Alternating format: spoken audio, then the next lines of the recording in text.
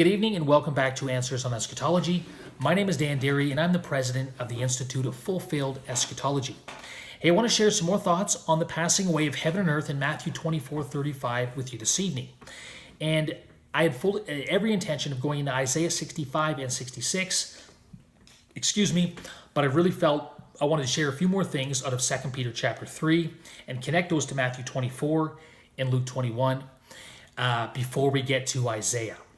So, having said that, go with me to 2 Peter chapter 3, and I want to connect a powerful concept here that I hinted at in the last video, which is that Peter connects the promise of the coming of the Lord with the promise to destroy heaven and earth. Now watch this. 2 Peter chapter 3 and verse 3 and 4.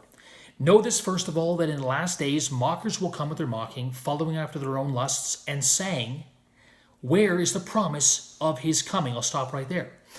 See, the promise of his coming was that he was going to come in their lifetime, in their generation. Matthew 16:27 through 28, Matthew 24:30 through 34, etc.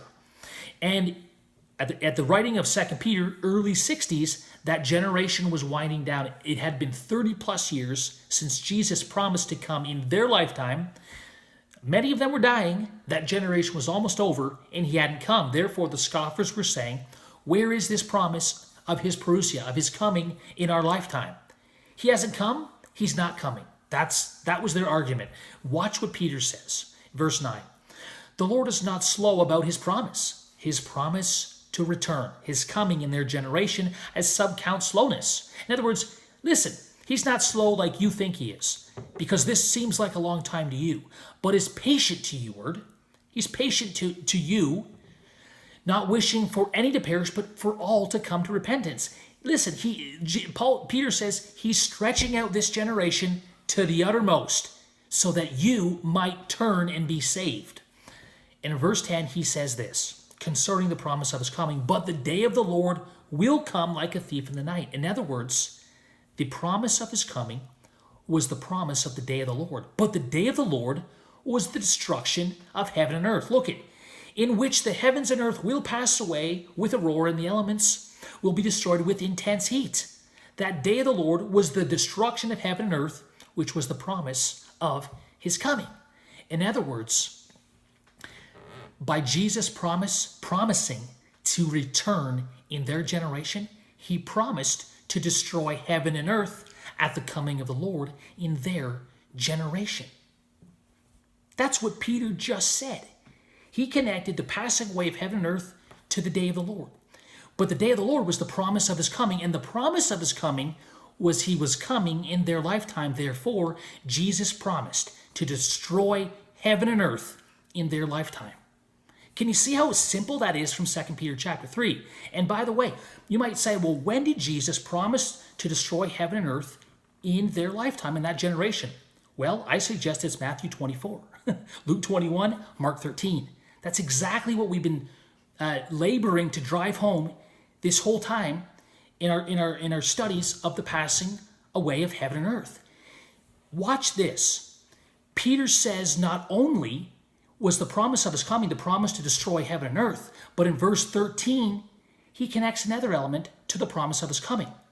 But according to his promise, that's the promise of his coming, we are looking for a new heavens and a new earth in which dwells righteousness. So Peter has not only said that the promise of his coming was the promise to destroy heaven and earth, but the promise of his coming in their generation was the promise to establish the new heavens and the new earth and righteousness in their lifetime. Well, when did Jesus promise to establish the new heaven and new earth in righteousness in their lifetime? I submit to you it was Matthew 24, Luke 21, Mark 13 again. It's all there. Let's take a quick look.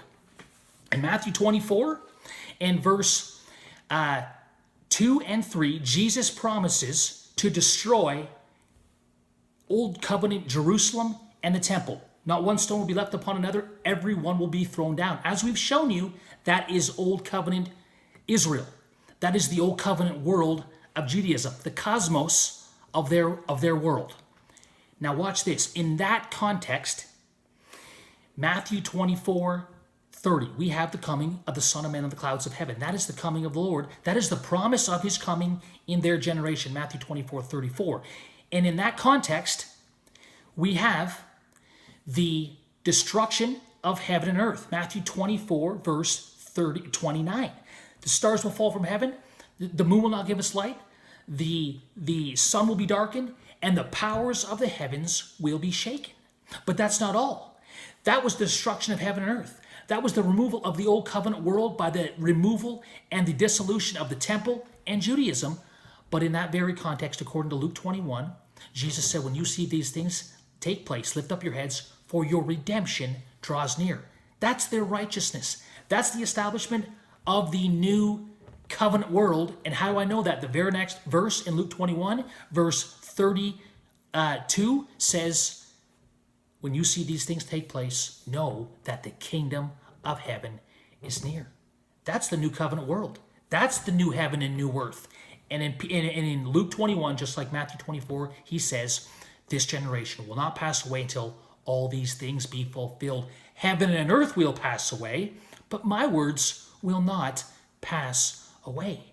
Therefore, in both Luke 21, Matthew 24, and Mark 13, of course, the parallel text, we have Jesus, just like Peter, telling his first century disciples that heaven and earth would pass away through the destruction of old covenant Judaism, the Mosaic world, and the new covenant kingdom, their redemption and their righteousness would all be established, would all be consummated in their generation.